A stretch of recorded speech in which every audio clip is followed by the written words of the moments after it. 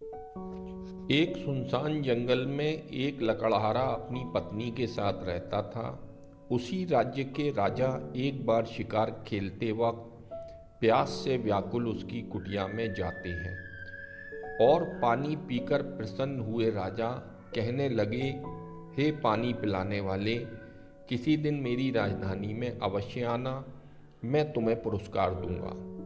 लकड़हारे ने कहा, बहुत अच्छा। इस घटना को घटे काफी वक्त बीत गया। अंततः लकड़हारा एक दिन चलता फिरता राजधानी जा पहुंचा और राजा के पास जाकर कहने लगा, मैं वही लकड़हारा हूं जिसने आपको पानी पिलाया था। राजा ने उसे देखा और अत्यंत प्रसन्नता से अपने पास बिठाकर सोचने लगा कि इस निर्धन का दुख कैसे दूर करूं। अंततः उसने सोच विचार के पश्चात चंदन का एक विशाल बाग उसको सौंप दिया। लकड़हारा भी मन में प्रसन्न हो गया। चलो अच्छा हुआ, इस बाग के वृक्षों के कोयले खूब होंगे, जीवन कट जाएगा। ये सोचकर लकड़हारा प्रतिदिन चंदन काट काट कर कोयले बनाने लगा और उन्हें बेचकर अपना पेट पालने लगा। थोड़े समय में ही चंदन का सुंदर बगीचा एक वीरान बन गया, जिसमें स्थान स्थान पर कोयले के ढेर लगे थे। इसमें अब केवल कुछ ही वृक्ष रह गए थे जो लकड़हारे के लिए छाया का काम देते थे। राजा को एक दिन यूं ही विचार आया कि चलो जरा चलकर लकड़हारे का हाल देख आए, चंदन के बाग का भ्रमण भी हो जाएगा।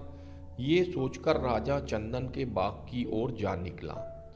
उसने दूर से ही बाग से धुआं उठता देखा। निकट आने पर उसे पता चला कि चंदन जल रहा है और लकड़हारा पास खड़ा है।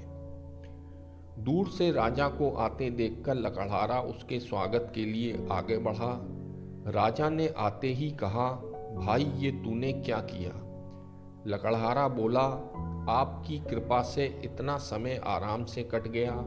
आपने ये बाग देकर मेरा बड़ा कल्याण किया।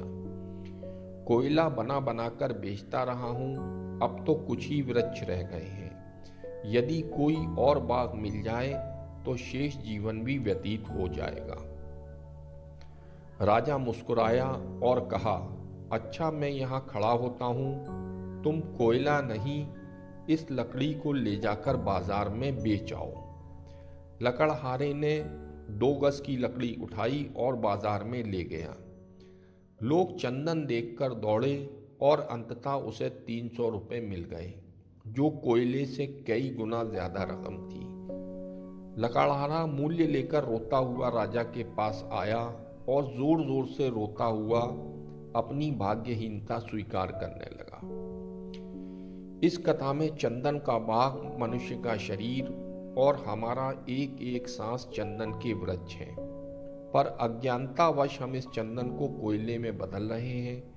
लोगों के साथ बैर, द्वेष, क्रोध, लालच, ईर्ष्या, मन मुटाव को लेकर खींचतान आदि की अग्नि में हम इस जीवन रूपी चंदन को जला रहे हैं। जब अंत में श्वास रूपी चंदन के पेड़ कम रह जाएंगे, तब एहसास होगा कि व्यर्थ ही अनमोल चंदन को इन तुच्छ कारणों से हम 2 कौड़ी के कोयले में बदल रहे थे। पर अभी भी देर नहीं हुई है। हमारे पास जो भी चंदन के पेड़ बचे हैं, उन्हीं से नए पेड़ बन सकते हैं। योग से, आपसी प्रेम से, सहायता, सौहार्द, शांति, भाईचारा और विश्वास के द्वारा अभी भी जीवन संवारा जा सकता है।